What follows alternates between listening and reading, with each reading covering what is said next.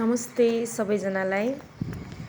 म चाहिँ यहाँ दाङमा छु अहिले अनि म चाहिँ खत्रै भ्लगर त होइन, तर पनि तपाईहरुलाई मैले यहाँ चाहिँ एउटा नौलो कुरा देखेर म तपाईहरुलाई पनि एउटा कुरा शेयर गरौँ भनेर मैले बन्दाकोपी सुनेको थिएँ, फुलकोपी सुनेको थिएँ। यसलाई के भन्ने अरे? गाँठ गोबी?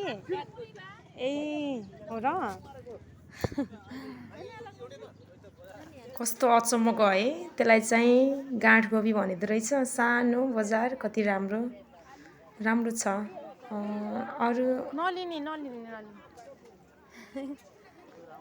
अरू त केही होइन, रमाइलो लाग्यो। एक्लै हिँड्दा पनि रमाइलो हुँदो रहेछ, राम्रो लाग्दो रहेछ। अनि कहिलेकाहीँ एक्लै पनि हिँड्नुपर्छ।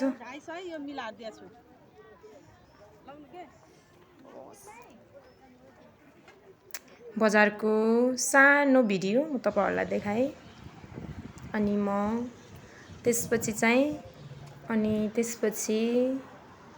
यो चाहिँ सानो स्कुल। अनि थ्याङ्क यू फर वाचिङ।